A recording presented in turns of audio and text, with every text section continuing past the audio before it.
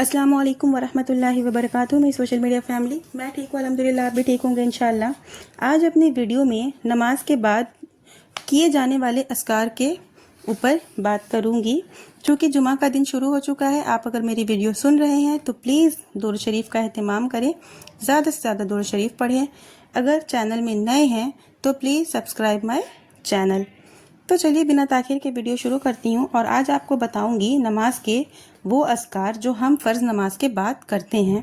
جب نمازی فرض نماز سے فارغ ہو جائے اور سلام پھیر دے تو وہ دعائیں پڑھے جو نبی کریم صلی اللہ علیہ وسلم سے ثابت ہے. دعائیں وہ جو ہیں وہ ہر نمازی تنہا بیٹھ کر کے پڑھے گا. تو سب سے پہلے فرض نماز کے ختم ہوتے کے ساتھ 3 مرتبہ استغفر اللہ استغفر اللہ استغفر اللہ، پھر اللہم انت السلام و منک السلام و تبارکت یا ذو الجلال والاکرام، پھر کہے لا الہ الا اللہ وحدہ لا شریک لہ لہ الملک و لہ الحمد وہو علی کل شیء قدیر، اللہم لا مانع لما اعطیت ولا معطی لما منعت ولا ینفع ذا الجد منک الجد.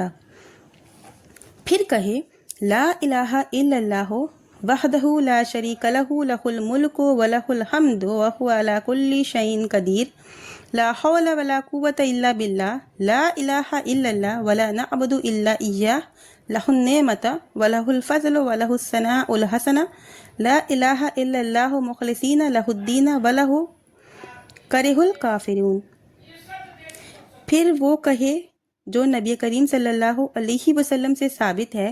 آپ نے فرمایا جو شخص ہر نماز کے بعد 33 مرتبہ سبحان اللہ، 33 مرتبہ الحمدللہ اور 33 مرتبہ اللہ اکبر کہے تو یہ ٹوٹل ملا کر 99 ہوا. پھر 100 پورا کرنے کے لیے کہے لا الہ الا اللہ وحدہ لا شریک لہ لہ الملک و لہ الحمد وہو علی کل شیء قدیر. تو اس کی خطائیں معاف کر دی جائیں گی، وہ سمندر کے جھاگ کے برابر ہی کیوں نہ ہو. مسلم کی حدیث ہے. جتنی بھی آپ کو دعائیں میں بتائی ہوں یہ ساری دعائیں مسلم کی حدیث سے ثابت ہے. 25 مرتبہ سبحان اللہ، 25 مرتبہ الحمدللہ، 25 مرتبہ اللہ اکبر، 25 مرتبہ لا الہ الا اللہ کہے. یہ جو ہے حدیث ترمذی کی حدیث ہے.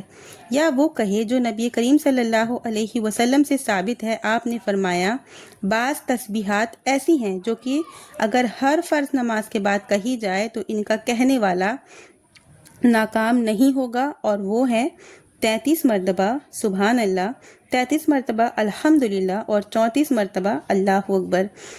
یہ مسلم کی حدیث ہے، اور یہ ہم اکثر و بیشتر نماز میں زیادہ تر لوگ یہی تسبیح پڑھتے ہیں. یہ ساری حدیثیں جو میں آپ کو بتا رہی ہوں، یہ ساری دعائیں، یہ سب نبی کریم صلی اللہ علیہ وسلم کی سنت ہیں اور سب مسلم کی حدیث سے ثابت ہیں. نبی کریم صلی اللہ علیہ وسلم نے فرمایا اگر ہر فرض نماز کے بعد تم میں سے کوئی شخص 10 مرتبہ سبحان اللہ، 10 مرتبہ الحمدللہ کہے اور 10 مرتبہ اللہ اکبر کہے تو یہ زبان پر 50 ہوئے، لیکن میزان میں 1500 ہوں گے. ترمذی کی حدیث ہے. ہر نماز کے بعد موذتین پڑھیں، یعنی موذتین یعنی کہ قل اعوذ برب الفلق، قل اعوذ برب الناس. ابو داؤد کی حدیث ہے. ہر نماز کے بعد آیت الکرسی پڑھیں. رسول اللہ صلی اللہ علیہ وسلم نے فرمایا جس نے ہر نماز کے بعد آیت الکرسی پڑھی تو مرنے کے بعد اسے جنت میں داخل ہونے سے کوئی چیز نہیں روک سکتی. آیت الکرسی جو ہے وہ ہے اللہ لا الہ الا هو الحی القیوم لا تأخذہ سنۃ ولا نوم لہ ما فی السماوات وما فی الارض من ذا الذی یشفع عندہ الا باذنہ یعلم ما بین ایدیہم وما خلفہم ولا یحیطون بشیء من علمہ الا بما شاء وسع کرسیہ السماوات وما فی الارض ولا یعودہ حفظہما وہو العلی العظیم.